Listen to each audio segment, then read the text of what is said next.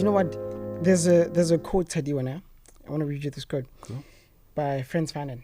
Wow. Each generation must, out of relative obscurity, discover its mission, fulfill it, or betray it. Sure, dude, when I heard this quote being read out at the Youth Energy Summit this past June, 19th of June, I believe, it gave me goosebumps.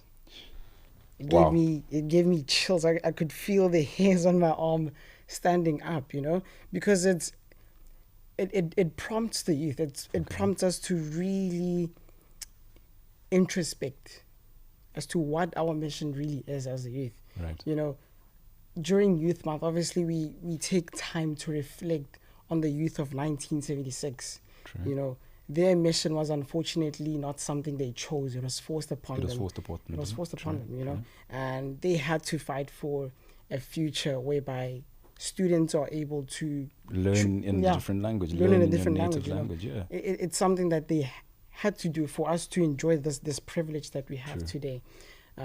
But one of the speakers there looked at us and said, okay, that's what they did, but what about you? Wow. You know, and 50 years from now on, the youth of whatever year it will be asking, okay, what did the youth of 2026 really do for us? Wow. And I suppose that's where Agenda 2063 comes in.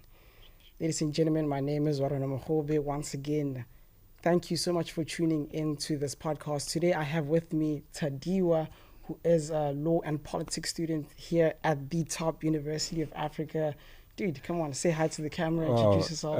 Hi, everyone. I'm so grateful to be here, Mr. Warren. I think I always get platforms to speak. This is my first ever time speaking away from the crowd, but more in front of a camera. But I mean, it's always during Bryce. Oh my God. Yeah, the last Bryce, I remember we started out, it was like a social event. Yeah. Then by some point it was like we'd sat in a khriot and we were all discussing politics by end of night. It was so insane. Yeah. But short story long, my name is Tadiwa Mujuru. Like he said, I'm studying law and politics, and I essentially live in the intersection of two worlds.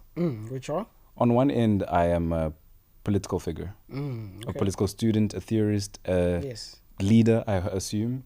And that side of me, that version of me is shaped by criticality. It's shaped by always needing to interrogate the why and figure out the how, you know.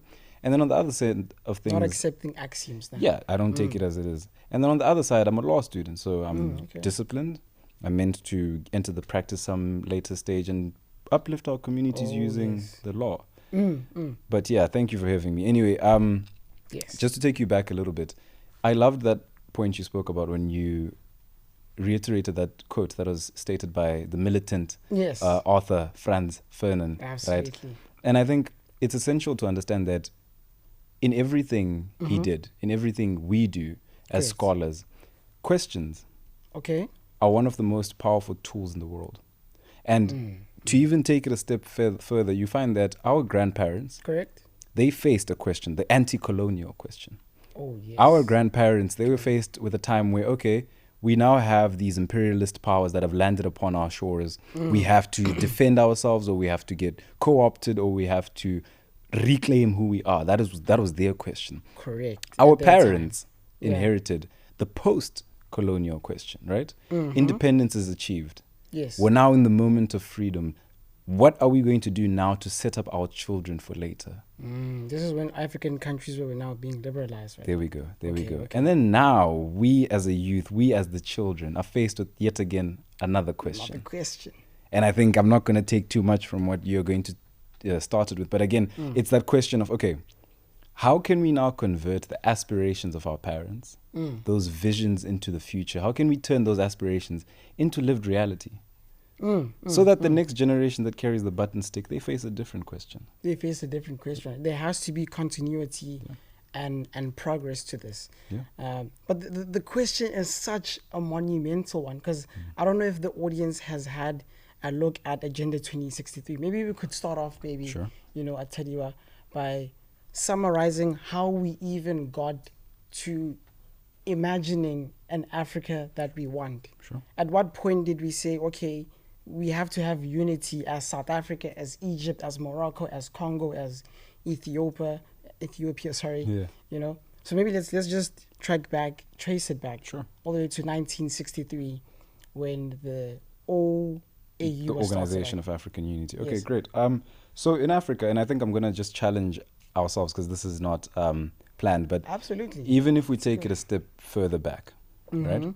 I think the creation of blocks, the creation of unity across a continent, this was a creation that arrived at our shores during colonization.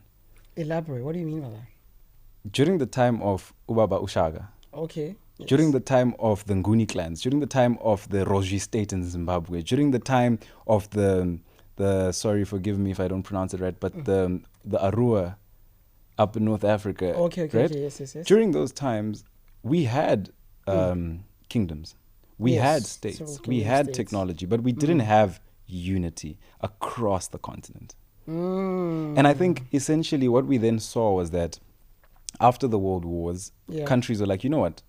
There's power in friendship. There's power in uniting. These would be Western nations, right? There we go. Coming to realize that, okay, these wars are very destructive. There we go. And let's start uniting. So now they get here, the ideas that is. Okay. They get here as a vision. Africa starts asking questions during the 1963 era. So this is right when liberation was starting to get attained across the continent. African countries start dreaming of a future where a person in Cairo is no different to a person in South Africa. An opportunity in Zimbabwe is no different to an opportunity in Nigeria. A unity across the board, socially, politically, economically. They started dreaming of that, right? Yeah. And you had the birth of this, the Organization of African Unity in 1963. Yes. This happened in Addis Ababa. You'd find that these newly independent states, right, they sat down and they were like to themselves, hey, we are faced with colonialism. We need to fight back. Yes. Okay, but then after we fight back, what's going to be the next thing? How are we going to recover from that? How are we going to... now that you have... independence, what now? What are you going to do with it, right? What now? That's the why. That's a question we were faced with in the 1960s, around that time. Yeah. Then from the African of... And I need you to understand as well that during the formation of like these trickles of dreaming as they began, this wasn't an isolated incident. It wasn't happening across the continent at the same time. Or it wasn't a unified movement from the start. It was all over the place. It was all over. You had the likes of the the Lagos Plan of Action. Okay. You had the New Partnership for Africa's Development. Correct. So already you're seeing trickles of mushrooming around the continent where nation states are meeting up and they're like, hey, we need friends. Let's make friends. Let's see what the future holds if we're together. Okay. And things started changing. The game started changing around early 2000s. Okay. When what now, the change? What is fundamentally... Yeah. The Organization of African Unity now becomes the African Union. Okay. Now it's a formal structure, and there's uniformity across the continent. There we go. Or supposed. Supposed. Yeah. And then they tell themselves, hey, we've been banding together across the continent. We've been trying to form something together, but we haven't taken a second to say, let's unionize it all together into one big group. Okay, similar to what, like the European Union? Exactly. Okay, so exactly. I suppose that's where the whole importing these things comes from. There we go. All right. So in brief, that's just the birth of these organizations. Yeah. And I think from there we then see Agenda 2063 being formed in 2013 from the African Union. And take it away from there and tell me what you think about that. Absolutely. So, like you're saying, in Addis Ababa, yes. Ababa. I keep getting it wrong. In Ethiopia, they gathered together, right? Gathered together all these African states to really define what an Africa that we want would look like in 50 years' time, right? And they delved into all seven, I suppose, aspirations. Yes. Which are nicely summarized in this. First one being prosperity. Yes. Right? Living standards of Africans all across the continent would have to be uplifted. In my field, at least, within engineering, we're talking things like having electrified the continent. Okay.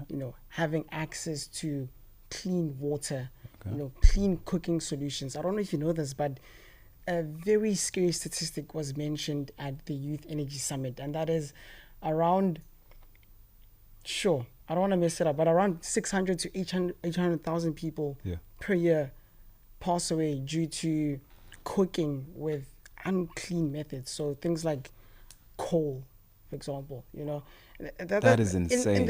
In 2026? Exactly, dude. In the big 2026? In the big 2026. That is crazy. So this is really outlining a dignified way of living for Africans across the continent in 50 years' time. The second point would be integration. I guess this is the point of your contention, to be like, but no, man, we're actually importing this thing. Africa was never at any point unified across the continent. We are a very diverse group of people, different beliefs, and I guess that's where Ubuntu comes in now. Because someone in America, when they hear Ubuntu, it's like the whole African continent believes in this thing called Ubuntu, when that is not the case. But I suppose integration in this instance would refer to things like, free movement, developing African infrastructure, things like Ordenerpad's plan to actually interconnect Africa's power pools, which is something I found to be quite interesting, being able to transmit power from Cairo to Cape. Wow. Obviously it's a mammoth engineering task. Should it be done? I don't know. Can it be done? That's an even harder question to answer, But you understand that this document is really just outlining a prosperous future for the continent. But the question that comes from that is, where were Africans when this was being written? A lot of us are not aware of this agenda that has been outlined, but we're already in the implementation phase of things. So I guess that's the question we're trying to answer today. Can I just be so honest with you? 100%. It's crazy, and I think I will embarrass a bunch of my lecturers if I actually say this live, but before you reached out and you explained to me what we're going to be doing today, I had no idea what Agenda 2063 was. I knew what the African Union was. I had a brief understanding of their history, but I didn't actually know that we have 7 key aspirations that are put in place currently across the continent. Let's just say all of them, just so that, because I think I didn't finish them all. So prosperity, integration, governance, peace, identity, people-driven development, last but not least, global power. Oh yeah. Before this, I didn't even have a clue that we have these 7 aspirations in place, that we as a continent are trying to achieve development across everything. And this is coming from someone studying at the top university of Africa. Imagine. And that says a lot. But if you ask me right now, who was the dictator from France who took over majority of the Europe during his time? Napoleon Bonaparte. I know his history. I can list to you some of the famous names in the French Revolution, in the Russian Revolution. And it says a lot. Correct. But it saddens me at the same time, because now we ask ourselves, if we have a vision or an idea of the Africa we want, why is it that still to date we're regressing back and teaching our children the vision of Africa that they were told? Why are we teaching our children this is what Africa, or what was done to Africa, this is what Africa looks like today, and this is how the West is always glorified and the global North is always developed? It's never been a question of, okay, this is the situation we're in now. Yes. This is how we got here. Correct. But this is where we want to go. That link right there is not there. In my opinion. That chain is missing. Yeah. And I mean, if you ask yourself something like, what does the Africa we want look like, right? If you ask yourself into aspirational ideas, like what does it tangibly look like? Sure, the aspirations become like a nice starting point. They're a good drawing board where we can sit down with ourselves and say, you know what, I want a future where I can work anywhere across the country. Amazing vision. But the practical reality is that during the formation of those aspirations, were those ideas really ours in the first place? Did we wake up and start, like, was it a continent-born idea that, you know what, we are going to integrate as a community. We are going to agree that, okay, we want jobs across the continent, but this is how it will look like. I see. And even right now, we see the problem of this even manifesting in South Africa. Just recently, we know on the 30th of June, there was a lot of contentious action going around. Oh, yeah. Right? Yeah. And I won't delve much into it, but in short, you see the cracks on the top of the issue. Africa is not yet ready to be integrated across the continent. Sure, across regions, that's a different conversation. Yes. But the whole continent, I think we're not yet ready for that. Yeah. What do you think? No, that's definitely food for thought. We're obviously seeing the cracks. True. We cannot ignore that. True. We truly cannot ignore that. But I see that there's still this agenda to still push through it. True. True. I don't know if it's going to be successful. Are they meeting their targets? Are they not? I guess, listen, man. But that's another interesting question. You then say, meeting your target, right? Yeah, okay. I suppose that statement implies then that, okay, they have a way to measure progress. Yeah. They have a way to measure or chart, okay, we're in this phase now, this is what we're focusing on, this is how we're doing it. And again, we can problematize that. Okay. We can ask ourselves, why is efficiency the principle that they're chasing? We can ask ourselves, why should a government be run like a business? Why should a continent be treated like something you can throw into a worksheet and chart a graph and say this is how we're linearly developing? Sure. There's this brilliant scholar, Amartya Sen. Come again? Amartya Sen. Okay. He writes on this idea of development as freedom. Okay. So contemporary, like in the olden times, up until now, the normal approach to development as a conversation has always been viewed from a production-based approach. Maximizing production. Exactly. This idea that to develop, you need to have economic upward in your economy. You need the GDP to grow. You need your industrial capacity to increase. You need your industry to look good. You need a working rail. You know, that's what production-based approaches look like. But then Amartya Sen came around in the 1990s, changes the game and is like, actually, we've been looking at it wrong. To develop doesn't mean to increase your productive capacity. It means to look at each and every one of your people in your country and say, have I enhanced their capabilities? So empowerment. There we go. Someone could say that. Oh, that's actually a very strong point that you're bringing up, because like we were talking about not too long ago, right outside the studio, is for starters, young people are not actively participating in this plan. Secondly, where were the people when you're drafting this plan? You have these metrics and KPIs in the agenda, but did you actually speak to anyone to find out if that's what they actually want? It's sort of, I remember we have this thing at Engineers Without Borders called human-centered design. Wow, okay. It tries to teach young engineers how to use empathy before delving into solutions. Because I'd say the majority of us, when we're faced with an engineering problem, we quickly run to our math toolkit, our physics toolkit. What can we really throw at this to make it go away? But human-centered design teaches you to start asking the people, what do they actually want? And I'm going to try and land the plane and help the audience understand that concept using a story that our presenter always uses whenever he's teaching human-centered design. And that is, there were these group of engineering students that were dropped at this remote African village. And when they arrived, they saw these ladies carrying big buckets on their head. Yes, walking a kilometer or two away to the river to collect water, come back.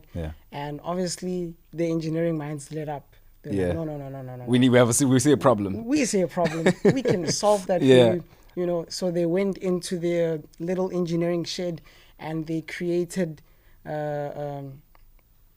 taps, drills, that sort of thing. And they were able to give access to water access to these villages right literally outside their homes, right? So now the mamas wouldn't have to walk a kilometer or two away. Yeah. Water was literally right there. Yeah. The students went back to university, but they were prompted by their lecturer to go check up on how their solution is going. They went there and they found the taps to be not operating at all. The mamas were still walking a kilometer down. or two to fetch water, and they were puzzled. They were like, dude, this is clearly more efficient. Yeah. It's not that difficult to use. We trained you, we showed you, everything is set up. Why would are you not applying it? One thing they didn't do was ask the people what they want, right? And it turned out that kilometer or two that those mamas were walking, that was their off time. The whole day they were busy cooking, cleaning, taking care of the kids. So that kilometer that they were walking, that was their break. It was their break. Their time to socialize, to get a little bit of exercise as well. So you see, when you don't engage the people, you end up fixing problems that were never problems to begin with. So that is powerful. It is. And when I think about it already, I'm like, it's flickering. That's social ownership. It's social ownership. Essentially. Every solution we've ever come up with as human beings till date should be premised on what do the people want? What do the people want? How can we make the people's lives easier? Not necessarily what's the problem? No. What do they want? Yeah. And it's so surprising how I think even our policymakers to date, I can speak for my country, I can speak for South Africa in part, but I think even when it comes to policy making, our authorities never really take the time to sit down, to come into the problem communities. How many times have you ever seen our president drive into Khayelitsha and spend a day there, order a quota and talk to the township people and like genuinely ask, Pri, I'm here. I want to solve this. Let's talk. Let's figure it out. You know? It's crazy. So even when we go back, I feel like we keep going on tandems. Even when we go back to Agenda 2063, was there enough public consultation? Was it broadcast across the continent? Did they actually enter South Africa, spend a month or two in South Africa and figure out what problems are here? How can we change them? Did they go to Zimbabwe? Did they go? And are you seeing where I'm going with this? What is the Africa that the Africans actually want? You see? Yeah. And it's that failure, I think, from the onset, which in my opinion, I then enter it and I say, more should have been done. More should have been done. More should have been done. Definitely, to consult the people. There we go. And form a vision. And Africa for Africans by Africans. You're going to become a politician. I can hear it. But I'll stick to engineering. Okay. Even when we ask ourselves, like, the broader question now. Yeah. We've identified the policy. We've identified the agendas that they have and the aspirations that they do. And I think an essential thing that comes out of it is that we start seeing the remnants of how people were excluded on a micro level, but were expected to be included on a macro level. But if we want to dial it back down, as the youth, I believe that we're still part of the youth, we have to now start asking ourselves, do we have a seat on the table today? Do we have access to the African Union right now? Like, how many people do you know our age can actually sit down, open their phones and say, you know what, if I'm looking for a job and I can't find it in South Africa, I can get one at the African Union. How many of us do you think have started realizing or have started seeing that access? Very few people are exposed to it. You know, you asked me this question while we were outside as well. And I was like, I actually know two people that are aware of this. And both of them are in Nigeria. And we happen to just meet here at CTICC2. But these structures, they go on and on about how, you know, as the youth, we are the continent's biggest asset. You know, it's not the minerals beneath our soil. It's the youth. Us. You know, the youngest population in the world. Yeah. Literally, I think by the projections are by 2050, whatever, we'll have the biggest working force on the world as well. Wow. Which is tremendous. That is incredible power. Stuff. That is power. It's power. It's power. Yeah. How we'll make use of it, I'm not sure. If we'll make the best use of it, I don't know. Yeah. It's sort of a bit scary as well. Because, you know, if you get it right, oh my goodness, we figured that out. We've created the light bulb. Terraform this continent. If not, it would have been a very big waste because there's so much potential. But then that's another thing that I can even ask you. Okay. Not ask you. I feel like I'm asking you so many questions. Sorry. Another thing. Like, on the chat off, we have the world's youngest, the largest youngest population in the world, right?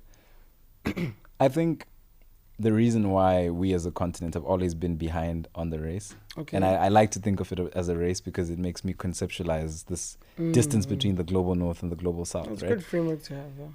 I think the reason why we're always behind in this race is because when we're thinking, what must I do in the short term? What must I do now? It sounds okay. When you hear Agenda 2063, you hear 50 years and you think, wow, that's so long. You think, wow, that's like, no, that's not. It's nothing. That's 1.5 generations. That's not even long. But the global north, they tend to have this idea of thinking 5-10 steps ahead of time. Okay. They're always sitting down at their tables and they're like, you know what? We're facing this problem now, but this is momentary. What are we going to do 2 centuries from now? What do we want to leave behind 2 centuries from now for our children? Long-term thinking, eh? Like, think about it. The founding fathers of America, when they wrote in their first chapter, right? Do you think they were thinking, okay, this is going to be a book I take to Parliament and I'm going to get into office for this so that I can make money for my children and then I can have a nice car and then I die, then, yeah, that's it? No. It was for generations ahead of them. There we go. And it's because of that why I think we will constantly be left behind in this race and always be playing catch up and not necessarily actually starting to gain traction against them, right? Because right now, I think the thing we see happening is this idea of brain drain. What is brain drain? Yes, this is why I think it was essential because I'm trying to touch up on that point you mentioned about being the largest population. Oh, yeah. We have the largest human resources on the continent. Correct, yeah. We have so many able-bodied young people that are capable of achieving so much. Sure, dude. Tell me about it. So much. And it doesn't have to be linear. It doesn't have to be educational. It doesn't have to be a sport. We can do anything, right? Anything. And it's quite evident. You see it. Look at Mbagazi, dude. Bro. The entrepreneurs that you come across here in the city of Cape Town, it's incredible. People just here at our background here at UCT, we have the famous Mr. Makaza. He has just been drafted by the Box, the world-class Springboks, and he's a person we were brushing shoulders with along these halls. How much potential is that? So when you think about it, the idea of brain drain is the fact that we have all this capital, but the global north is sitting right now and they're thinking 100 years, 200 years from now, and they're like, you know what? Let me take, for instance, Japan. Okay. Look, I'm having an aging population. Yeah. The elderly people are growing by the year. The workforce is shrinking now. Shrinking by far. Yeah. And what do then? They say, okay, you know what? I'm going to advertise. Okay. I want more healthcare workers. I want more English teachers. I want more construction workers. I want more plumbers. They advertise these jobs. And it comes down here and then we see opportunity, right? We think of it as, oh my gosh, this is an opportunity to grow to Japan. Are you kidding me? To earn Japanese currency, to live in a world-class city. Like, this is an opportunity. But then we're thinking for ourselves.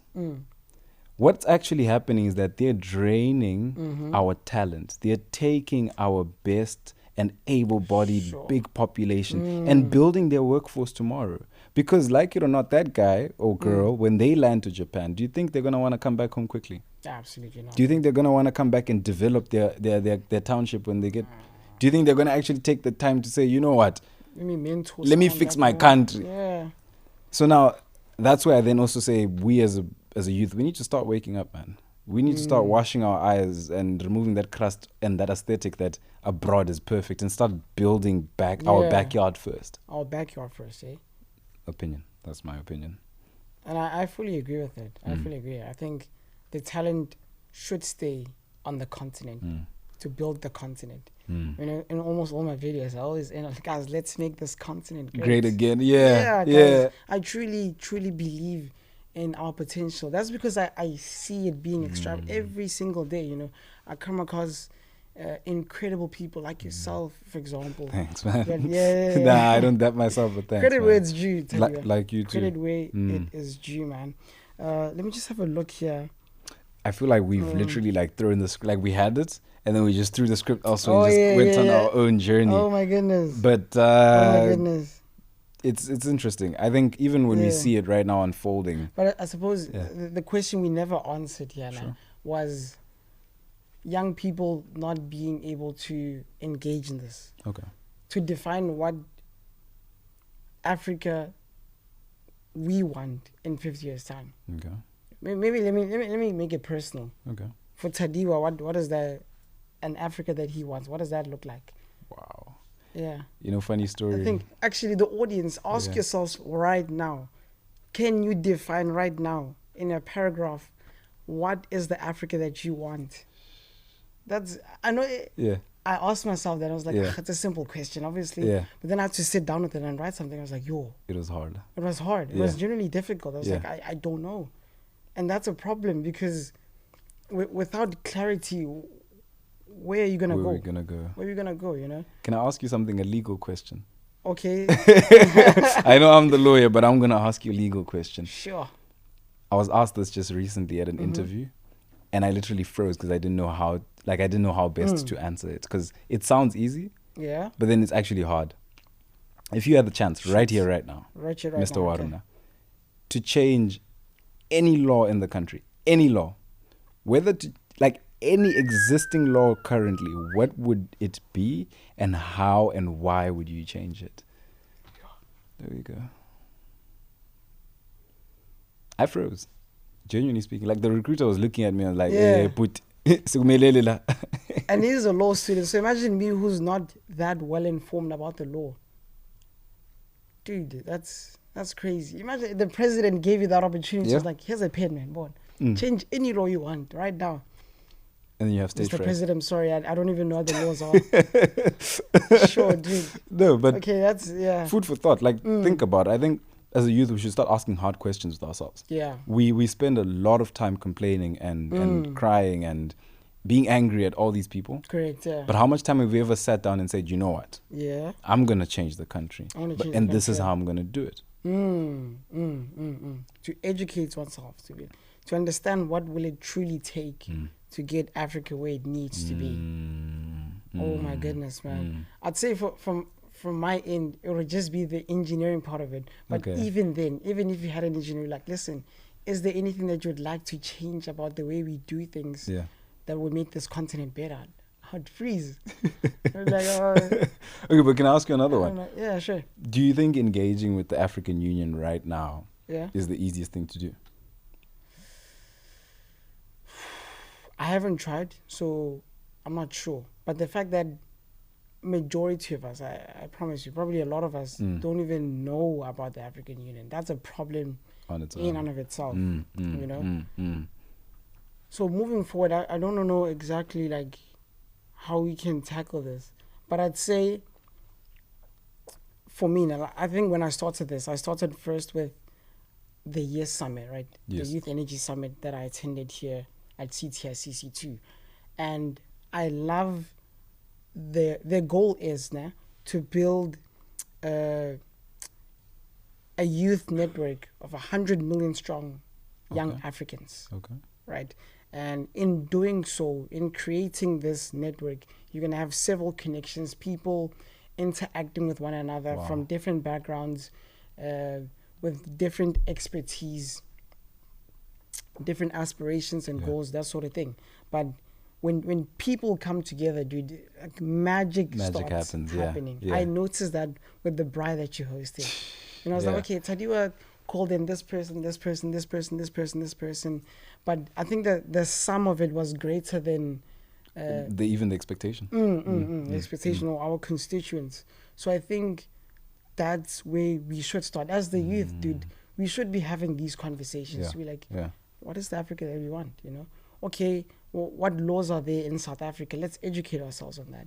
What would we change if we had the opportunity? How can we go about changing these things? I think that the change has to come from us. That is it true. Has to. I'm convinced that no one is going to give it give it to us. And if they do give it to us, then we should be wary, because be critical of that opportunity too. It's likely not coming from a good place or from good intentions, right? So I think the youth getting together, that's what we should really be focusing on. But interesting. Tell me more about the outcome of the Yes Summit and this network they're trying to create. Okay. Yeah. I mean, it's an annual event, right? So they host it every year. They do have an app.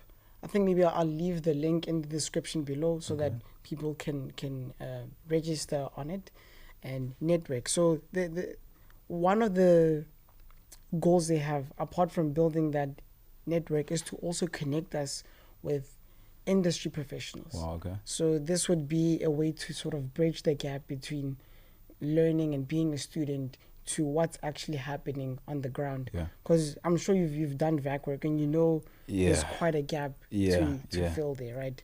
And so in speaking to these people, they get to hear what our aspirations are for this continent, and then we get to see how things have been run, what are the systems looking like, and where we can actually come in and make changes as the youth. So and I think just that being at a table, speaking to someone who's running a renewable energy company, speaking to someone from a local community that's a beneficiary. It opens your mind. You get to really understand how these things work. And I think, I asked you this earlier, didn't I? When I said, why is there so much focus in our education system that we were siloed up into these disciplines or studies up until we get into the workforce, but no one has ever tried asking questions like, why can I not be multidisciplinary? Why can't I be an engineer and political person? Correct, dude. That's so interesting. And I think a network like that will actually benefit us so much more, because now it will allow us to network and grow. And I know network, I say it very carefully, because LinkedIn right now is drama, bro. Oof. Tell me about it. Tell me about it. I need another hour for that one. Have you ever, like, I know we're going off, but have you ever like gone on LinkedIn these days? Like, you walk in, you're about to open your phone, and you're like, you know what? I'm proud of myself. I'm hitting my targets. I'm good in school. I'm on track to graduate. Wavula LinkedIn. 2 scrolls later, you're like, I'm the biggest failure in life. Yeah, you literally open it. Hey guys, proud to announce my company just did 10 million. Oh my goodness, what a wonderful birthday surprise at the young age of 20. It's insane, and I think that's the risk of things like this. Because I even figured this out when I was researching African Union. There's something that I don't know why, and I think there are a lot of reasons, not just one. There's this risk of performativism taking place these days. Yes, we hide failure, and we try to... We try to be perfect. Try to be perfect. Try to portray ourselves a certain way. Man. All of a sudden, you're this well-put-together individual on LinkedIn who has never, ever had a bad day in their lives. Have you seen people's Instagrams? Like, they travel every week, and they're always... and I think... LinkedIn, but professional. It's crazy, but I think even when you now look at it, like, these bodies that we look to, the African Union and our governments even, to an extent you can even say they're being performative these days. I would even say that we have all these organizations, but the groundbreaking work that they're doing, how is it individually affecting every person on the continent? It's not that large. It's not that large. It's really, It's a boardroom in some headquarters in 3 or 5 countries, but do people in Kailicha know about African Union right now? Does a person in Langa know how to contact the first regional office of the SADC community right now? So, sure, man. Call me the pessimist, but those are things we need to also think about, eh? No, we truly have to. That's why it has the groundwork is not there. Honestly, the overarching vision is there. It's nice. It has good vocabulary, but when it comes down to the groundwork, it's really missing that element, right? That's why I'm really such a big advocate of us networking with one another. Let's just normalize getting together as the youth and discussing these things. It's not that hard, like, genuinely. It's really not. On campus, just as a law student, challenge yourself. Go to the engineering library one day. Sit there and just ask people, hey, show me where this place is. What do you guys do here? Mm-hmm. Next thing, you make a friend. Look how I made friends with you. Dude, literally. That was a weird conversation, actually. It really is. I remember, and actually, don't grow a head on me. No, but before because how we met, I met you before you met me. I remember on LinkedIn, I was scrolling, wondering, oh my gosh, my life is headed nowhere. Oh my life. Look at everyone doing good. Then I stumbled across this fun video you had just made with this brilliant guy who would come to UCT with his Cybertruck. Oh, yes. Yeah. Yes. And then I was like, whoa, this is happening at my school? Yeah. Like, okay. And then I watched more of your videos and I was like, this is a person who's in engineering. Yeah. Has no need at all to be educating the youth about all these amazing opportunities we have on the continent, in the country, everywhere. And then I was like, I need to be this guy's friend. I can learn one or two things from you. Yeah. And that's when we approached you, did what we did, and look where we are now. Ended up having a braai as well. He invited me over for a braai. Oh my goodness. Yeah. You really showed me the power of community in that braai. I came to realize what we're thinking.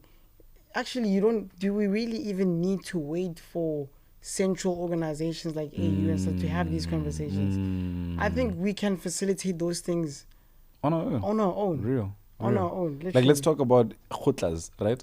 If you did, because there's a new initiative that we're launching this coming semester, and I advise everyone, advertising. Promote it. Coming into the next semester, I highly advise everyone, come to Plaza, whenever you're free on Meridian, look for the Politics Society. We're going to be having a UCT Lekgotla. Okay. So we have this new proposal that's coming up, initiative, sorry. Yes.